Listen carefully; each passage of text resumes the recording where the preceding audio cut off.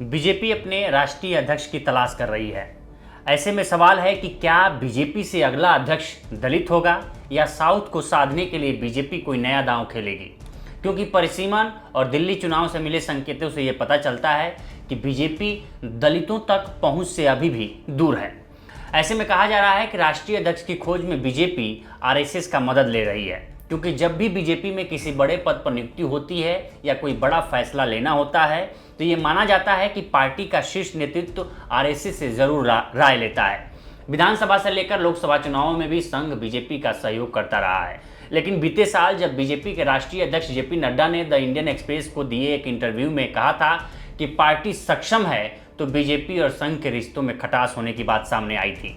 लोकसभा चुनाव के नतीजों के बाद संघ की ओर से कई ऐसे बयान भी आए जिससे लगा कि संघ जेपी नड्डा के बयान से नाराज है। लेकिन अब ये कहा जा रहा है कि बीजेपी राष्ट्रीय अध्यक्ष के चयन में आरएसएस की इच्छा का पूरा सम्मान करेगी। महाराष्ट्र और हरियाणा के विधानसभा चुनाव के नतीजों के बाद ऐसी खबरें मीडिया में आई थी कि संघ ने बीजेपी का खुलकर साथ दिया है और इसलिए पार्टी की जीत में संघ की भूमिका है। दिल्ली में भी ऐसा ही हुआ, दिल्ली के चुनाव में भी। लेकिन ये बात भी किसी से छिपी नहीं है कि बीजेपी का नया अध्यक्ष कौन होगा। ये तय करने में प्रधानमंत्री नरेंद्र मोदी और केंद्रीय गृह मंत्री अमित शाह की पसंद सबसे अहम होगी। ऐसे में माना जा रहा है कि प्रधानमंत्री नरेंद्र मोदी किसी ऐसे नेता को बीजेपी का अध्यक्ष चुन सकते हैं जिसने पार्टी संगठन में लंबे वक्त तक काम किया हो और उसे संघ का समर्थन भी हासिल हो। 2014 में नरेंद्र मोदी अमित शाह के केंद्र में आने से पहले ये बात आम थी कि बीजेपी हर बड़ा फैसला लेने से पहले आरएसएस की राय जरूर लेती थी। 2020 में जब जेपी नड्डा को राष्ट्रीय अध्यक्ष बनाया गया तो उन्हें भी आरएसएस का समर्थन मिला था। वर्तमान बीजेपी अध्यक्ष जेपी नड्डा का कार्यकाल 2023 में ही खत्म हो गया था, लेकिन लोकसभा चुनाव 2024 के चलते उन्हें एक्सटेंशन दिया गया था।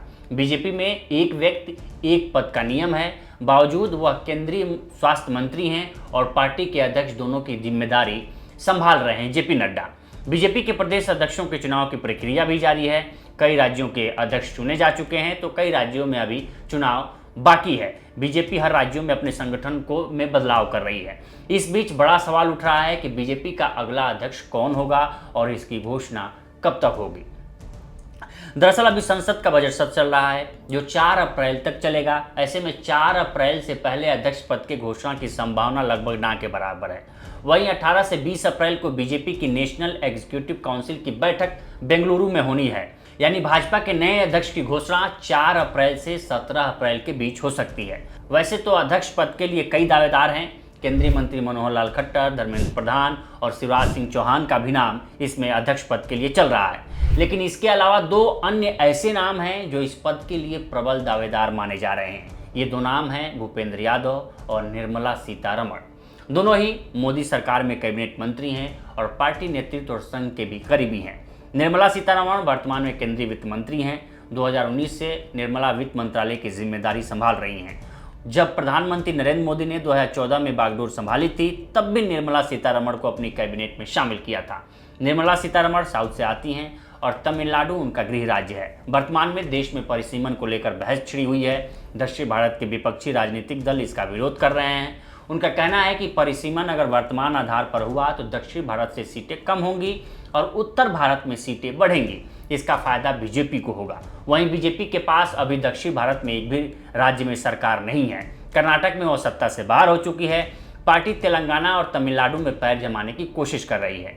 बीजेपी की कोशिश है कि तेलंगाना में अगले विधानसभा चुनाव में जीत हासिल करना, तो वहीं तमिलनाडु में भी पार्टी जीत के लिए लड़ रही है। लेकिन स्थिति को देखते हुए वो जरूर चाहती होगी कि अगले चुनाव में वह राज्य की मुख्य विपक्षी पार्टी बन जाए। ऐसे में निर्मला सीतारमण का नाम अध्यक्ष पद के लिए सबसे प्रबल दावेदारों के रूप में से एक है। सीतारमण अनुभवी भी हैं और शीर्ष नेतृत्व की करीबी भी हैं, ऊपर से महिला भी हैं। ऐसे में ये संभावना हो सकती है कि निर्मला सीतारमण के रूप में बीजेपी को पहली महिला अध्यक्ष भी मिल जाए। प्रधानमंत्री नरेंद्र मोदी को निर्मला सीतारमण पर पूरा भरोसा है। इसका अंदाजा केंद्र में उनके पद से लगाया जा सकता है। 2014 में जब प्रधानमंत्री मोदी ने सत्ता संभाली तब उन्होंने सीतारमण को राज्य मंत्री के रूप में फाइनेंस और कॉरपोरेट अफेयर्स की जिम्मेदारी मिली। तो वहीं 2017 में निर्मला सीतारमण देश की रक्षा मंत्री बन गई। 2019 में जब दूसरी बार नरेंद्र मोदी की सरकार बनी तब निर्मला सीतारमण को महत्वपूर्ण वित्त मंत्रालय दिया गया। वहीं जब तीसरी बार पीएम मोदी ने सत्ता संभाली तो निर्मला सीतारमण को एक बार फिर से वित्त मंत्रालय की जिम्मेदारी सौंपी गई है। वित्त मंत्रालय किसी भी सरकार का सबसे महत्वपूर्ण मंत्रालय होता है और निर्मला सीतारमण लगातार इसे संभाल रही हैं। सीतारमण ने 2008 में बीजेपी ज्वाइन की थी और उसके बाद उन्हें तुरंत पार्टी का राष्ट्रीय प्रवक्ता बना दिया गया था। 2014 में निर्मला सीतारमण को मोदी मंत्रिमंडल में जगह मिली और उनके लिए राज्यसभा का रास्ता भी खुल गया। 2008 से पहले निर्मला सीतारमण राष्ट्रीय महिला आयोग की अध्यक्ष रह चुकी हैं।